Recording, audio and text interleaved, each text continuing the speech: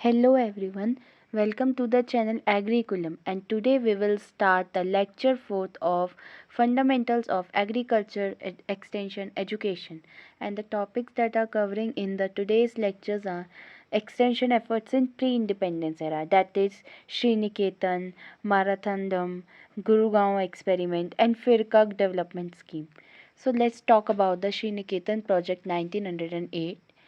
It was founded by the Ravindranath Tagore for the village development village development purposes and जो main M था उसका तो address करना था किसको, जो भी आपके आसपास में जितना भी डेवलपमेंट हो रहा है रूरल पीपल के लिए, तो उसके बारे में लोगों को बताने का काम था इस प्रोजेक्ट में।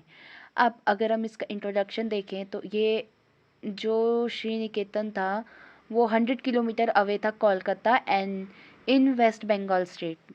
तो जो ये एरिया था वो बहुत ही बैकवर्ड सोशली इकोनॉमिकली और पॉलिटिकली था। तो इसमें जो भी आपके रविंद्रनाथ टैगोर जी थे उन्होंने इस प्रोजेक्ट को यहाँ पर शुरू किया ताकि जो भी विलेज डेवलपमेंट हो पाए इस एरिया का।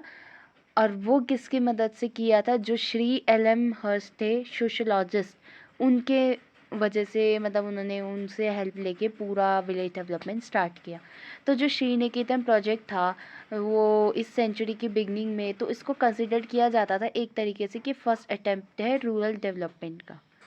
अब जो extension efforts of pre independence era था तो उसके जो मेन ऑब्जेक्टिव थे वो क्या थे, डेवलपमेंट हो पाए कॉटेज इंडस्ट्रीज़ के लिए, इंक्रीज़ हो पाए रूरल पीपल की नॉलेज, डेवलपमेंट हो पाए डेयरी फार्मिंग के, डेवलप्ड हो पाए रूरल लीडरशिप, अरेंज हो पाए जो भी फैसिलिटीज़ थी हेल्थ की एजुकेशन की, और जो रिसोर्स है उनको डेवलप कर पाए सो दैट जो भी आपके साइंटिफिक मेथड से फार्मिंग के वो काम आ पाए।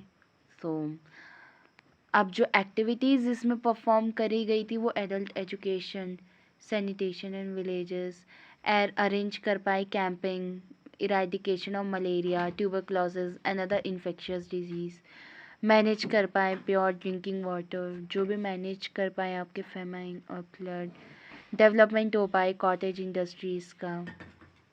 सो दिस वाज ऑल अबाउट। अब जो एरिया था वर्क करने का वो मोस्टली ज़मींदारी विलेजेस थे, जो कालीग्राम, पैरगाना, फॉर एग्जांपल लाइक जो आर्टरी, राघुरपुर, रानी नगर, तिलकपुर, अल्लाथरा, जो भी आपके ये एरियाज़ थे यहाँ पर ही ये काम हो पाया। तो अब मेथड क्या था वर्क करने का, सर्वे किया गया सिलेक्टेड विलेज का, फाउंडेशन किया गया सोशल वेलफेयर सेंटर्स का विलेजेस में, वर्कर्स हैं जो उनको रूरल प्रॉब्लम्स में लाइक इन्वॉल्वमेंट उनका हुआ कि वो सेंटर को ज्वाइन करें और जो उनके सॉल्यूशन है वो फार्मर्स को तब वहाँ पर जाके प्रोवाइड होते थे। और it has two way processes, like अगर वहाँ से अगर कुछ प्रॉब्लम अराइज हो रही है तो सॉल्यूशंस भी उसका प्रोवाइड होता था, मैनेज करना होता था जो भी मेडिसिन जो अवेलेबल हो जाती थी रूरल पीपल के लिए प्रॉपर टाइम पे, जो डिमॉन्स्ट्रेशन होता था इम्प्रूव प्रैक्टिसेस का, और जो कम्युनिटी सेंटर्स होते थे, इस तरीके से वहाँ पर काम स्टार्ट हुआ। अब जो मेजर ड्रॉबैक्स जो वहाँ देखे गए थे वो ये थे कि जो ये इंस्टीट्यूट थे उनको गवर्नमेंट हेल्प और सपोर्ट नहीं मिल पा रहा था, ठीक है, और जो भी रिसर्च वर्क है वो नहीं हो पा रहा था, हेंस जो आपके बाकी के प्रोग्राम्स थे वो सिर्फ 8 विलेज तक ही रह पाए जहाँ पर वो ठीक से चल पा रहे थे बस। नाउ द गुड़गांव प्रोजेक्ट 1920, जो रूरल अपलिफ्टमेंट था प्रोग्राम का मास स्केल पे, जो स्टार्ट किया गया था mister F L Brayne in Gurgaon district in Punjab in 1920। तो जो ब्रानी थे वो एक इंग्लिश मैन थे जिन्होंने पोस्ट किया था deputy commissioner of Gurgaon district में पोस्टेड उनकी पोस्टिंग थी। तो तब क्या हुआ था कि इसमें जैसे मान के चलिए कि जो भी आपकी रिस्पॉन्सिबिलिटीज़ थी उन्होंने एक टूर किया उस एरिया का, ऑब्ज़र्व किया जो भी आपकी गरीबी थी, जो भी वहाँ पर साफ़ सफाई करनी थी, जो भी अनहेल्दी कंडीशंस थी लोगों की, तो उन लोगों को जिनको भी मतलब कम नॉलेज थी इन सब चीज़ों को लेके कि किस तरीके से इम्प्रूवमेंट हो पाएगा। फिर after 7 years of study he develop the scheme call the Gurgaon scheme. अब इसका मेन ऑब्जेक्टिव क्या था, increase the crop production, control कर पाए एक्स्ट्रा एक्सपेंडिचर जो वहाँ पर हो रहा है खर्चा फालतू का, इम्प्रूव कर पाए लोगों की हेल्थ, डील करना सिखाएं लोगों को कि जो भी विलेज की वो पूरी लाइफ है तो किस तरीके से उससे डील करना है। उसके बाद जो भी वुमेन एजुकेशन को लेके था वो सब उन्होंने देखा, मतलब उस चीज़ का डेवलपमेंट। तो मेन ऑब्जेक्टिव तो इसमें यही कवर अप था। बाकी development work should be taken as a campaign level, और जो वर्क था वो होल मतलब पूरे डिस्ट्रिक्ट में एक टाइम पे चलने लगा। Home development work has started. So this was all about the objectives. अब जो एक्टिविटीज़ हुई थी, एक्टिविटीज़ इसमें ये हुई थी कि जो भी आपके स्कूल थे रूरल इकोनॉमी के, ट्रेन तो विलेज गाइड्स किया गया 1925 में। जो भी आपके डोमेस्टिक स्कूल थे, लाइक ट्रेन ग्रुप्स जो वुमेन थी और अंडर वुमेन थी, और जो चिल्ड्रन वेलफेयर था 1926 में उसको रिलीज़ किया। हेल्थ एसोसिएशन बनाए, 5 हेल्थ सेंटर चलने लगे डिस्ट्रिक्ट पे। जो वुमेन इंस्टीट्यूट था गुड़गांव में वो मैनेज करता था लेडीज़ गार्डन गुड़गांव का। तो ये सब चीज़ें इसके अंदर आने लगी। उसके बाद जो एरिया ऑफ वर्क था तो इसमें agriculture development of increase food production, health improvement, social improvement, जो आपका विलेज सैनिटेशन था इम्फेसिस किया गया, मतलब मूव बहुत ही रोल डाला गया वुमेन्स एजुकेशन पे। जो ऑर्गेनाइजेशन होती है कोऑपरेटिव सोसाइटीज़ की वो करी गई। अब मेथड ऑफ वर्क देखा जाए तो propaganda was done by the drama and music to mould the human thoughts. ठीक है। तो ड्रामा और म्यूज़िक के थ्रू यहाँ पर काम चलना स्टार्ट हुआ। जो गाइड्स थी वो अपॉइंट की गई प्रोग्राम में एक विलेज लेवल पे, जो कि रूरल लोगों को मदद कर पाए। जो टीचर थे वो विलेज स्कूल्स के वो टीच करते थे किनको, विलेज पीपल को, ताकि जो इम्पोर्टेंस थी उनकी प्रोग्राम की और जो उनकी एज अ डिग्निटी थी लेवल की उसकी इम्पोर्टेंस बताने के लिए वो प्रोग्राम्स किए जाते थे स्कूल्स में। So that was all about the Gurgaon project, and let's talk about the Marthanadam project that is 1928 में ये रिलीज हुआ था। और ये डॉक्टर स्पेंसर हैच जो एक अमेरिकन एग्रीकल्चर एक्सपर्ट थे उनके थ्रू हुआ था।